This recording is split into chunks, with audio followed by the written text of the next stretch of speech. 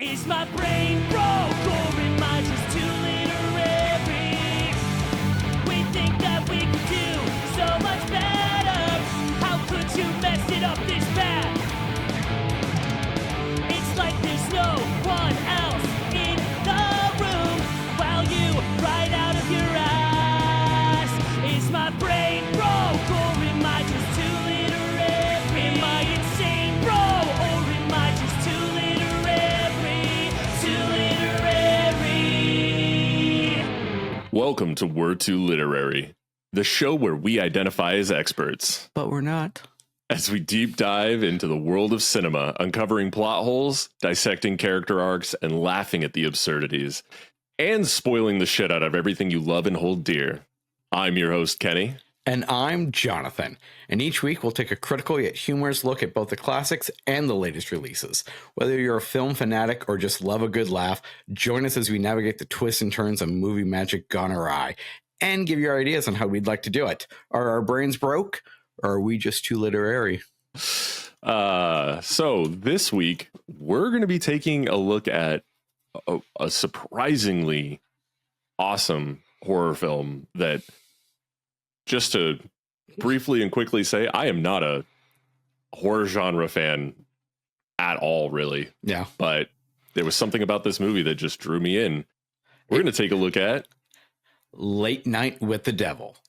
And I would agree. I used to be a huge horror fanatic when I was younger. Watched the shit out of them. Watched, Aliens, which the original Alien was more of a horror movie. Watched, Leprechaun. That really fucked me up as a kid. That was not okay.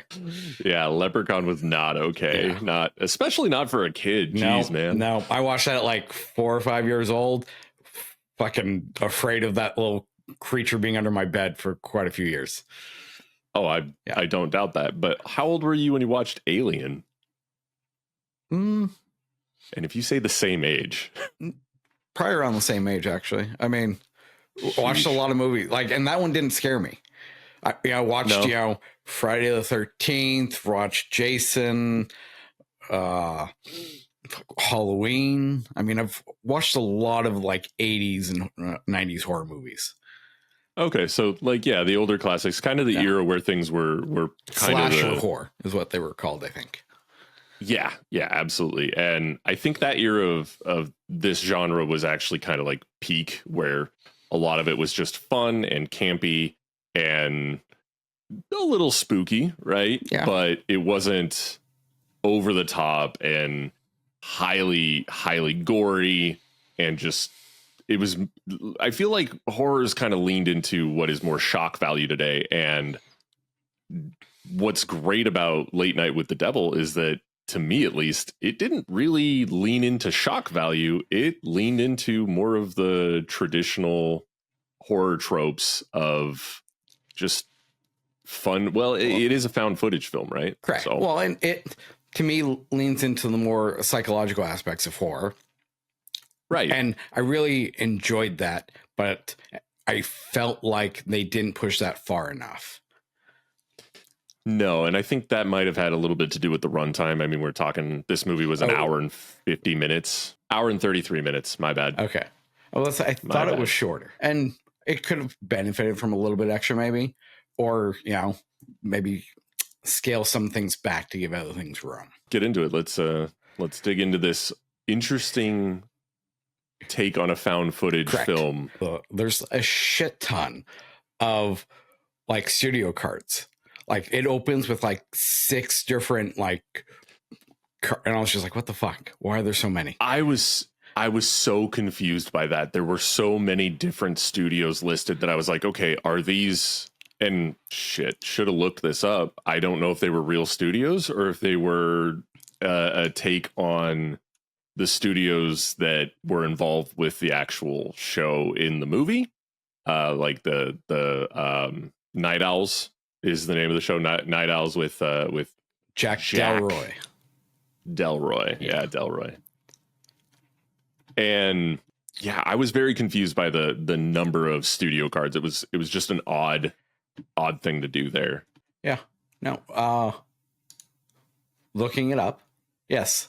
Mhm. The production companies are Future Pictures, IFC Films, Shudder, Image Nation, Vic Screen, AGC Studios, Good Fiend Films twice for some reason, and Spooky Pictures. Yeah. So yeah, exactly. It's like a why. Yeah.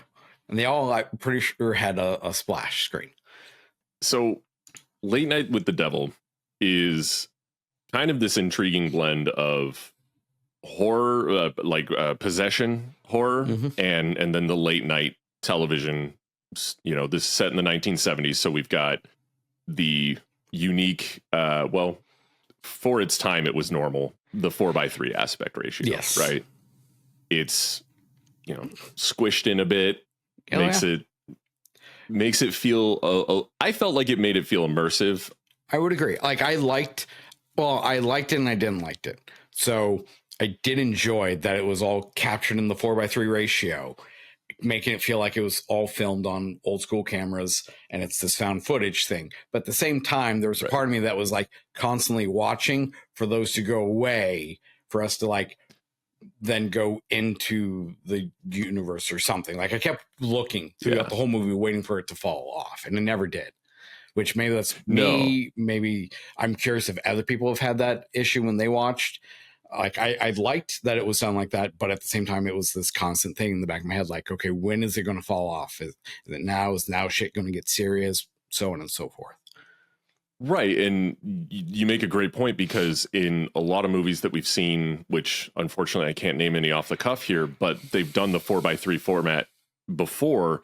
It always starts out as a place marker, right? It's something that they're doing in the beginning, and then eventually you do get that full shift, and it's like a transition effect that brings you into effectively modern day, or something similar, right? And I guess in this instance, this left it in the 4:3 to maintain that sense of you're watching it on an old TV. In fact, if could get my hands on an old box television that, we're talking like the old tube style TVs and stuff, and then watching this movie on it, I would be very curious to see how much that changes the feeling of the movie and the ambiance that you get from it, because it would be pretty interesting to see it in that true format on an old school television, right? Or, would it actually, because it was shot in a 4:3 like that, I did feel like there was still the borders on the outsides, right? So I kind of wonder if, the upscaling, but yeah, it was unique. It was something that could be a little distracting though. And like, it's an expectation. And some other movies that have done it that, like, that fall away, Grand Budapest Hotel, a Wes Anderson film, specifically uses 4:3 in certain scenes, for scenes set in like in the past, if I remember right. Right. So like he does 4:3 and then it comes back to the 16:9 and then 4:3, as it needs to tell the story, which in this case, I mean, it's doing the 4:3 to tell the story set in 1977, which is what the aspect ratio was on normal television at the time. So I get it. But like I said, it's just that constant, like, okay, when is it going to fall away? Is it falling away yet? Let me check the border. Yeah. Maybe that's just my brain being broke. I kind of with you on this one, where I felt like it was a very neat setting, but it could lead to being a little distracting, because you're kind of looking for things to be happening in areas that there's nothing there. So yeah, but like let's jump into the plot of the movie a little bit here, and just kind of, this was a very interesting tale of a late night host of a syndicated program called Night Owls. His name is Jack Delroy, and he's apparently on par with that of like Johnny Carson in that era, right? Mm-hmm. And he's kind of on the rise and trying to establish himself as a big late night host. Well, right? I mean, he's doing well. I mean, he's considered probably the second like big host. There's Johnny Carson at the top, and he's working his way up the charts. Like we're presented that number of times, and it's a battle. He's been out for 7 years trying to hit number one, trying to beat Johnny Carson, which Johnny Carson was huge back in the day, so it would have been a challenge. Oh yeah, absolutely. And it sounds like, well, it is that they kind of lead you into this whole idea that Jack is doing whatever he can to try and help boost his ratings, try and help get him to that top. Mm-hmm. And it sends him down a little bit of a dark path because he's looking for the things that are going to try and captivate the audiences. And that's what actually leads into pretty much right away the story of his wife becoming terminally ill. Right. We don't really get any sense of how it came to be until the very end, but we find that she's got terminal lung cancer. She's not going to make it. She was never a smoker, though. Correct. And so you're like, how'd she end up with terminal lung cancer? Yeah. Was she just that unlucky? Was it a secondhand smoke kind of situation? What's going on? Yeah. Well, there's that we're treated, I should say, to that one episode they did where she was a guest on the show, and they talk about that. Yeah, she has lung cancer, terminal, has never smoked. Yeah, it sets up this scene of kind of giving us an idea that maybe there's something more nefarious going on, right? Like there's some subtleties that Jack has been involved with, some less than great figures that have potentially led to the circumstances of the present in this movie. And of course, Jack's wife, she passes because of the terminal cancer. We jump forward a month, I believe. Like he's been in mourning for only, I want to say it was 30 days when he finally returns to the show to continue things, which is where this becomes a tale about boosting ratings, trying to captivate the audiences with something that is very dark and trying to commune with the devil. But he brings on the usual guests while they were unusual themselves. It was a Halloween themed episode because it was set on October 31st, which of course, is what the best time to try and talk to a demon, to have a seance, to have. Well, so a little bit of neat trivia here is so for production of the movie, for like the story and setting, they picked October 31st, 1977 specifically because it falls on a Monday of like sweeps week. So like the big, push for getting ratings, I think getting, as much ad revenue as they can going into the next year, so to speak. So yeah, that's why, it was probably always maybe set in the 70s, but this was like the only time it would fall on this specific day and like work for Sweeps Week. That's actually really clever. I like that. That's smart. It had just to happen to have in that decade a slot where it fell on Sweeps Week was clever writing.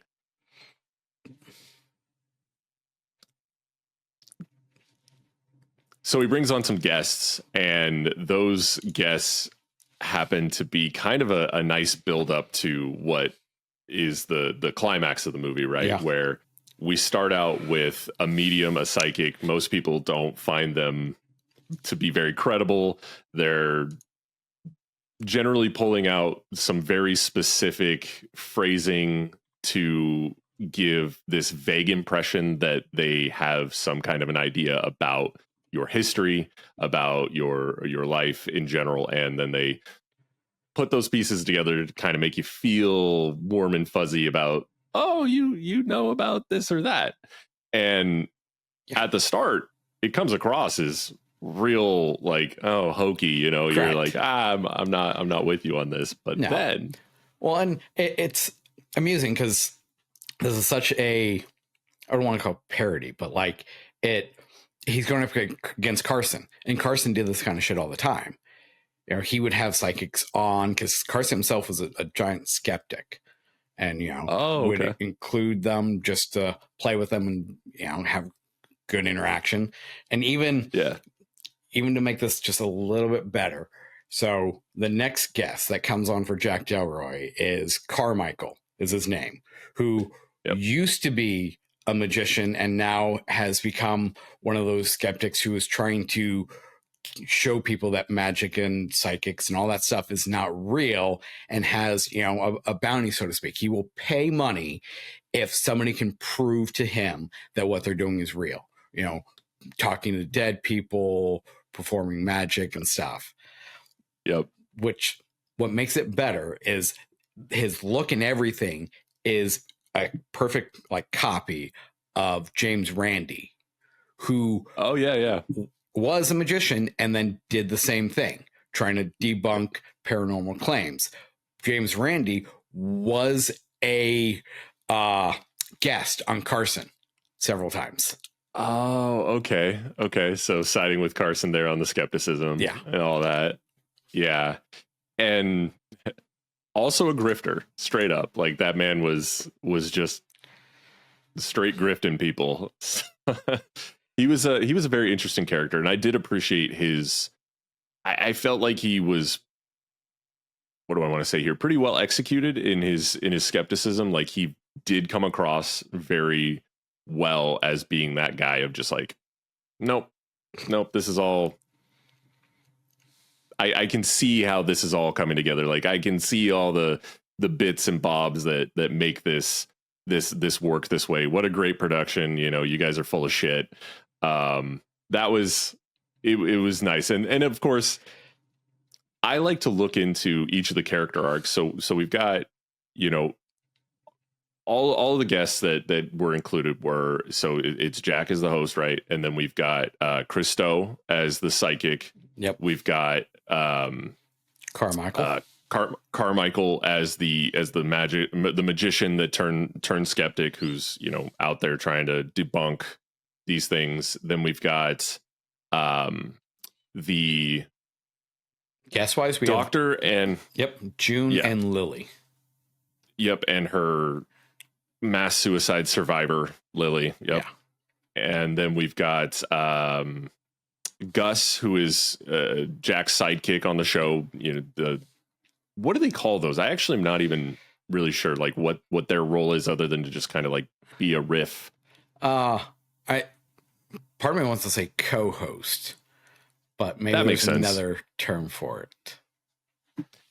And all of these different characters have a story that's told between them that kind of leads up to you feeling a certain way about them and understanding that there's a potential for their demise based on what they say and their actions and their past history and everything, right? And so Carmichael does this wonderful job of just being a dick and gives you that impression like, okay, by the end of this movie, if you make it, I'll be shocked. You're probably not going to stick around for this. And, you know, Christo, I didn't really get a sense of him necessarily being like somebody that had a history that would cause them to not survive. But of course he doesn't. He does not. He dies off screen though. He does, yeah. He apparently hemorrhages in the ambulance on the way to the hospital and doesn't make it. Nope. Between like the doctor, well, actually, I guess she's not a doctor. She's a parapsychologist. And then, of course, the author of the book. Correct. Speaking with the devil. Yeah. I don't know. I would assume a parapsychologist would still have some kind of degree. I don't know. A psychologist, right? Yeah. That would be a doctor, I guess. Yeah. So she has a bit of a history that you kind of glean that she knows Jack from some point in time. They really don't give us the timeline of things as far as like their history. I kind of wonder what's alluded to here in terms of Jack's wife passed. She is in the picture because he's looking for that story, for that thing to tell on his show. Agreed. It did seem a little odd. I wasn't sure. Like, it's definitely very much alluded to that there seems to be some kind of relationship going on, but his wife's been gone for a month. So yeah, it's hard to say if like they go back a ways. Like, there's not enough there, I felt, to really like understand the nature of how that all worked out. And maybe it wasn't really important, but it does feel a little weird. Like, was he cheating on his wife? Which didn't seem like a character thing to do. He seemed to be a very loving husband. Like, she was his world, and with her gone, it was very devastating for him. Yeah, and so it's like you kind of don't know if it was an affair or if it was just him kind of rebounding very quickly, because they definitely give the impression that there's been some involvement between the two of them while he has gotten to know her and Lily, and kind of that build up from there, right? So she didn't really have an arc, though, that made me feel like her death was warranted, which I would say leads into the typical style of not everybody's safe. Some people, innocents included, are going to go. Yeah. And then, we've got Gus, who, being the sidekick and everything, he also was another one where I was like, you're not a bad dude. You seem like you have a genuine interest in the well-being of others. And so there was some interesting interactions there that we'll get into in a little bit when we get to the, how we do this ourselves take. But I like that the setting of this was still present, in the sense that you kind of got an idea of who was going to stick around, who wasn't. But there was still some twists. There was still some idea, some things that occurred that made me go, oh, well, didn't see that coming. One thing I loved about the movie was this juxtaposition of, the supernatural and the skepticism.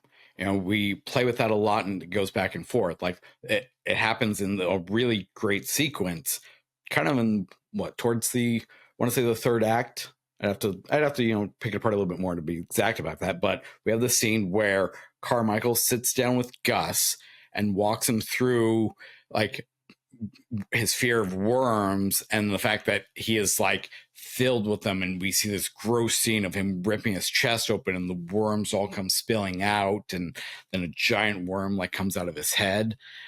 And it was gross. It was very gross. And then, you snap out of it, and we're back to reality. And it was like everyone in the audience and Jack and everyone else thought it was real. And then they cut and they show the footage at the time, and it was just Carmichael hypnotizing everybody. Yeah. Yeah. It was a neat take. Correct. Well, and it's a common theme that runs through the movie up until the very end of, is it real or is it not? We have Christo, who is a medium, who's, speaking to the dead.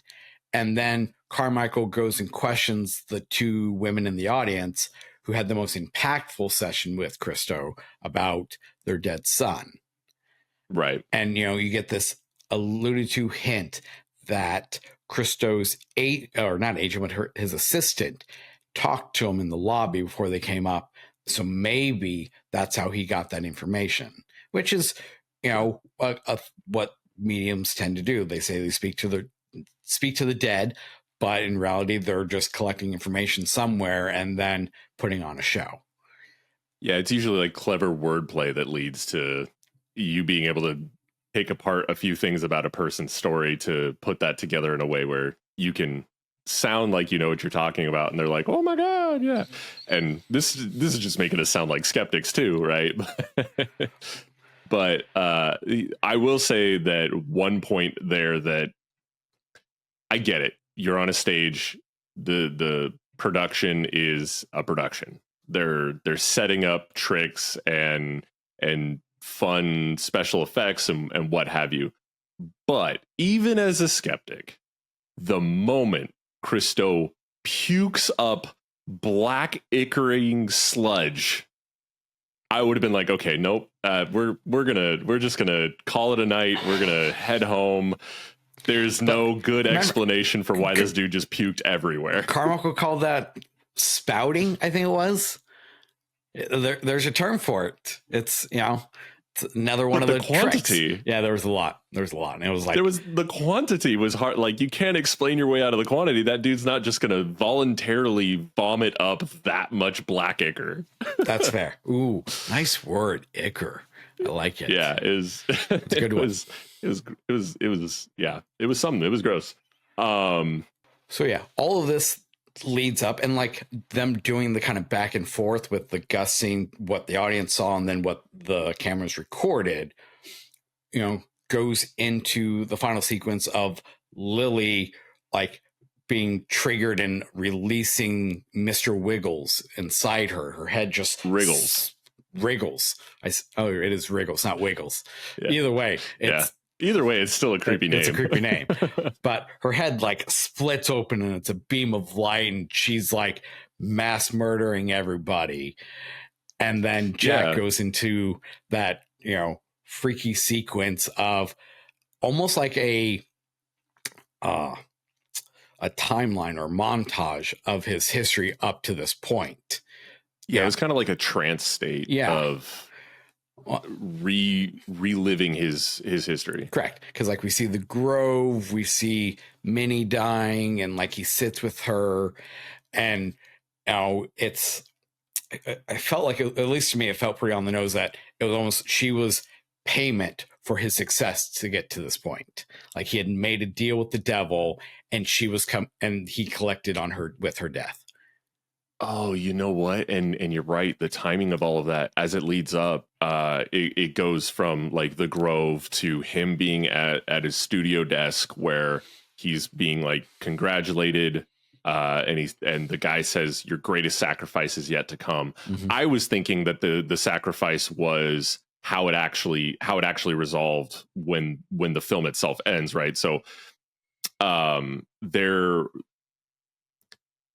one thing that we left out, and I'll just quickly briefly touch on this, is that after Carmichael does his whole hypnosis thing with Gus, they immediately move into the seance. The seance is where essentially the climax is. I would say that Carmichael's bit with Gus might have been more like Act 2-ish.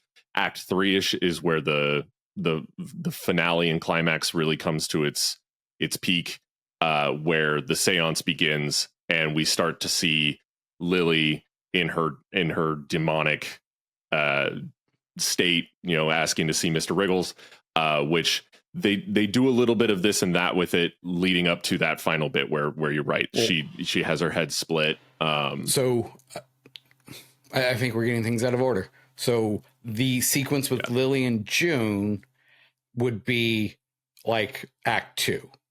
Because we then do... Did they do the seance first? They did the seance first, and then Carmichael does it with Gus to show that it's just hypnotism, which is, to me, is how Act 2 ends, or maybe opens Act 3. But then that leads in Act 3 where he goes back, shows the video, proving that he had just hypnotized everybody, and nothing had actually happened to Gus or anything like that.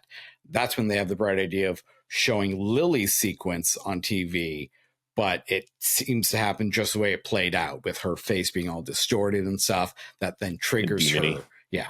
That triggers her, that leads into Jack's trance, everybody dying, him paying the cost, and then leading into the finale of him murdering Lily to end. Oh, really, it's him killing Minnie, putting her out of her misery, which then snaps back to reality, and he has murdered Lily. Right. And that's what I thought his ultimate sacrifice was ending Lily's life. But then now that I'm thinking about how that trance flowed, in the end, it was the ending of his wife's life, which they kind of give you the impression that, maybe that didn't happen. It's like, did she just die of cancer normally, or did she actually ask for that relief? Right. Who knows? They don't spell that out. I mean, fair. I would like to believe he wouldn't kill his wife, but who knows? But he definitely killed Lily. Just right in the gut. He did. Murdered her. And love to just briefly touch on the deaths. Gus just gets his head snapped really quickly, and then that was it. And I felt really bad about that, but yeah, I'll come back to that. Then we've got Carmichael getting his face melted, like Indiana Jones. It was crazy. I loved how they had the check first burn up, before melting him. June gets classic Exorcist style, like levitated and choked out with her own necklace that slits her throat. Yep. And then that everybody's scattering. That's where Jack trances, and then Lily's dead at the end because he stabbed her with the sacrificial knife. Yep. And that's the movie. It ends with Jack standing there and the police sirens in the background. The studio's empty at this point. Leo, the producer, who's kind of a dick the whole time too, egging things on, tried to get Jack out of there, but Jack was stuck in his weird trance. So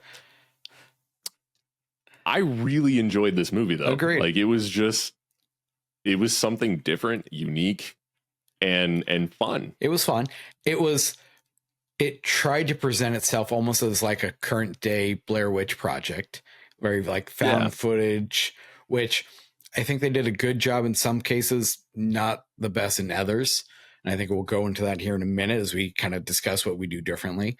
But as a whole, love the movie. Enjoyed watching it. It was entertaining. And, I like that kind of juxtaposition I said earlier of whether it's real or not. And that's something I wish they'd carry through to the end instead of it turning out real. Yeah. It was something. Yes. It wasn't as tense as many other horror films that I've seen in the past, but I think that may be just a little bit of a reason why I enjoyed it more, was because I wasn't like so tensed up that it was easy to forget stuff, right? Sure.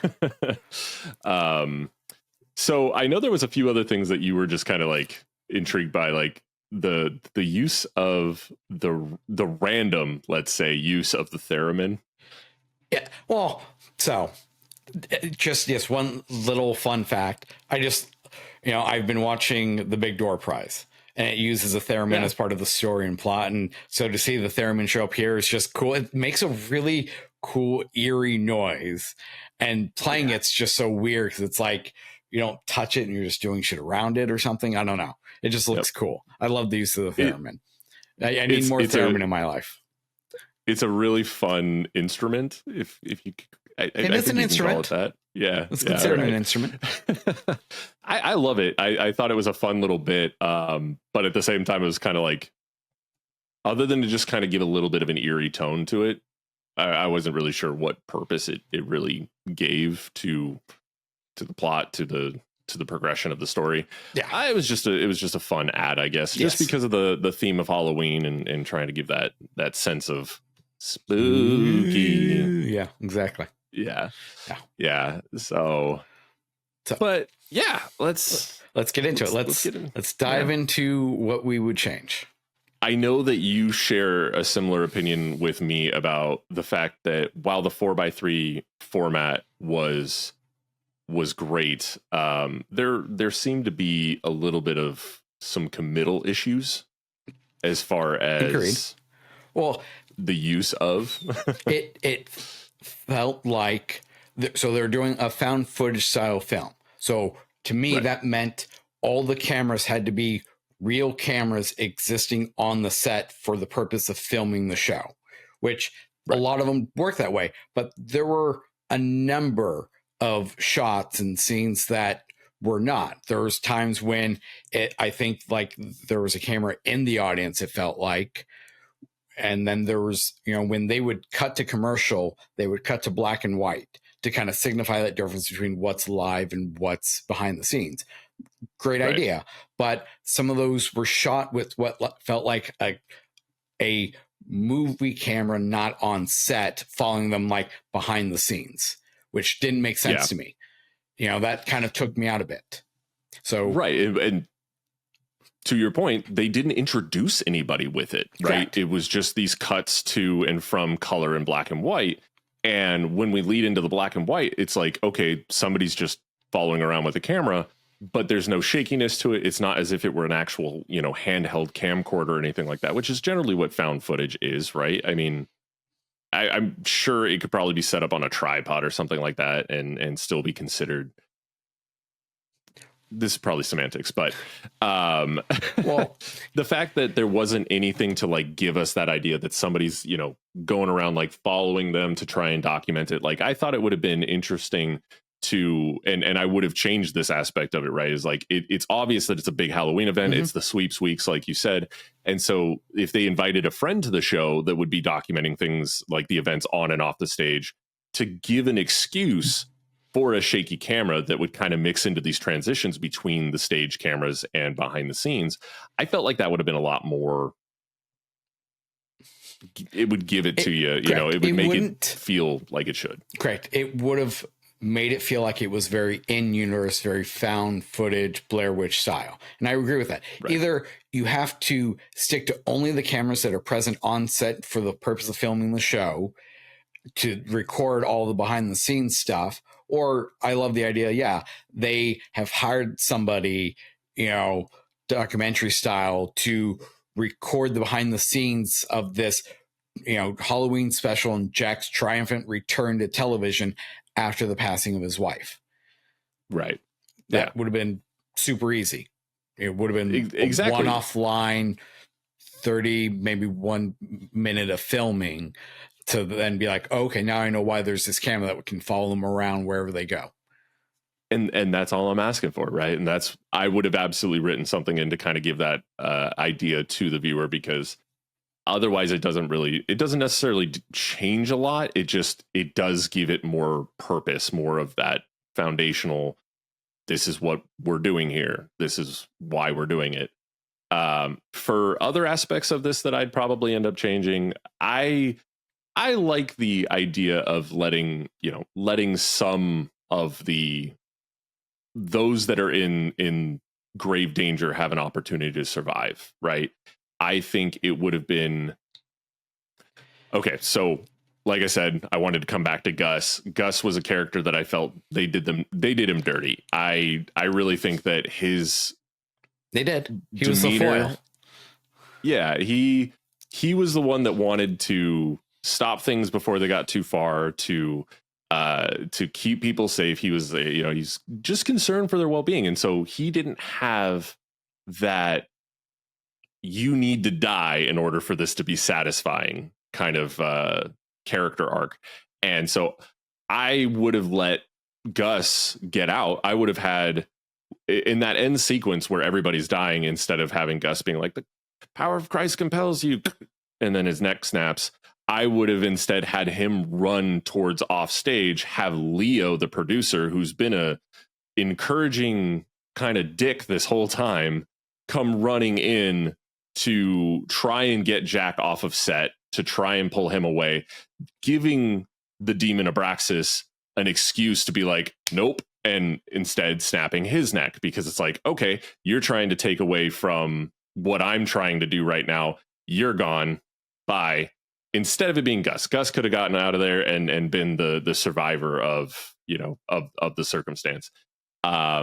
June was also an interesting one to end. I thought that her arc didn't necessarily suggest her death being justifiable. Maybe it is the fact that she was trying to benefit off of the survivor of, this cult that had a mass suicide, and she was the only one. And then she wrote a book about it to try and, make money, right? I guess that could kind of play in a little bit, but at the same time, she didn't do anything that I would consider damning. And so I thought it would be interesting to instead kind of change her story to have been, she does survive it, and that there could have been some sort of a potential continuation. Whenever a horror flick like this does really well, it always leads to sequels. There's very few instances that I can think of where they don't lead to sequels. So it's like, if it was well received in indie film festivals and such, you'd think that they'd have that idea ahead of time that it's gonna continue. And so I thought it would be kind of an interesting take to instead have June end up surviving the ordeal, but then diving like even further into her research and kind of having a slow descent into madness as she's trying to figure out how to control and stop the possessions that she clearly dealt with Lily, because Lily, Lily dies. I'm sorry. She's got a demon in her. The only way to get rid of this, she has to die. So that's what I would do, at least differently as far as the characters are concerned. I'd say that the rest of this was a good film. So I don't have a lot of notes on doing it too differently here, because I would just feel like changing a few arcs of the characters in order to provide, the potential for future stories to go along with it. The ending itself was fine to me. At first I felt a little confused by the trance state, feeling like it didn't give away enough information. But as we started to discuss it, I was like, oh crap, no, it does spell it out. It spells it out really well. Yes. In the sense that Jack was involved with the cult at the Grove. He took part in a satanic ritual that ultimately led to the ailment that his wife takes on. And unfortunately, that's how this whole thing led to where it ends. And so, yeah, I think that would be kind of like my take on the things that I'd change. Okay. And if I can think of anything else while we're here, I'll let you know. Okay. Well, so we'll go into mine. Like, we've already kind of talked about the cameras and keeping it more in-universe found footage style. For me, the other big change kind of comes with the ending. So I loved that the movie kind of gives you these two different points of view of whether or not what's happening is real. I would have continued that through the ending of the movie. So I would start by changing the sequence where we watch back what Lily goes through, where she's like channeling the demon, her face is all, messed up and stuff. I would change it so when we're watching it back, she looks normal, but she's the one doing the talking. So maybe she's the one hypnotizing people. That way, it's still this like kind of weirded out thing, but I would also have it be, you can see Lily in the background of like the current scene also talking. So maybe like just to give this idea that she was hypnotizing back then potentially, or is she hypnotizing now everybody to make them see what she wants them to see? That then leads into the trance and all that stuff. So it still kind of plays out normally, where we see the Grove, we see everybody die, we see Jack kill Minnie, that ends up with Jack killing Lily. But as we pull back, I would not have any other bodies shown. Like, I would stage this so they don't die so close to Lily. So that way, as we pull back, we only see one body, and that would be Gus, who would die normally, so to speak. Like his head, somebody could easily snap somebody's neck, twist it around, murder them that way. So he's dead, his head twisted, but we don't see June like decapitated, and we don't see Carmichael burned up. That way, because those are, if we're revealing things and like revealing what's happened, those would very much confirm whether or not the demon Abraxas was there and murdering everybody. Gus at least is explained away as Jack could have been the one to kill him, or Lily kills him, or like he's killed by a normal person, normal means. Everyone else is still dead off screen. We don't see them. And we end with Jack having killed Lily, and we pull back. One extra thing I would add, because I felt fucking blue balled by this, but this fucking guy in a skeleton costume who shows up throughout the whole fucking movie. Repeatedly. Yeah. And it felt like such a focus, like it was Chekhov's gun that never got fired. So I would add a little extra of, as we pull back and Jack is, holding the dead Lily. If I remember, that's how he's holding her, but she's dead. We would see the skeleton guy walk through that stage door. And like maybe we see like something swish under his costume. Just give a hint, like maybe he was, another demon there watching, or some other, nefarious part of it. Or maybe it's like a little Nosferatu, like lean into frame, like just out there in the background of the stage, leaning in off of the curtain or something. Yeah, something creepy. Yeah. Okay. Yeah. No, I like that. I like that take. It's it would give a little bit more to the how much you really want to believe what you're seeing, right? Agreed. I one other thing I will mention is I think that the title Late Night with the Devil is great for it to be about, like, we know, at least in just general, I guess, knowledge, Lucifer is the devil. Yeah. This being the demon Abraxas makes me wonder, like, why when you look at D&D or tabletop, fantasy RPGs and stuff, devils and demons are different. Yeah. Right. So I don't know, that is nitpicky, but I think that it's kind of interesting that they chose the demon Abraxas as the focal point of what's possessing Lily, as opposed to it being like an actual devil. It looks like Abraxas was actually, so the Catholic Church deemed Abraxas a pagan god and ultimately branded him as a demon. Abraxas is labeled the supreme god of the Basilidians, whom he describes the heretics of the 2nd century. A little tidbit on Abraxas. Now we know. The more you know. Da-da-da. You have any final thoughts on this? No, I think we covered what I'd like to have changed. Like I said, I really enjoyed the movie. Overall, it was solid. Yeah, I thought it was a great film. Its settings, themes, just the character development in general, all of it felt pretty cohesive and good to me.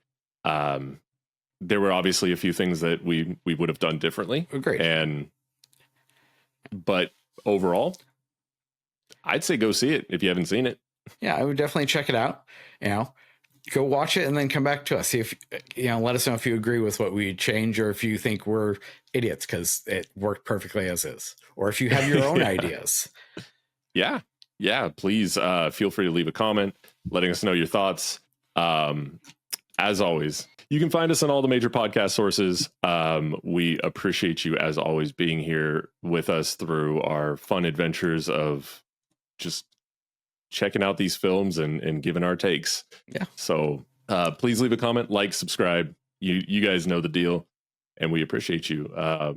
Thank you so much for joining us this week on We're Too Literary. I have been your host, Kenny. And I'm Jonathan. And we'll see you guys next time. Bye now.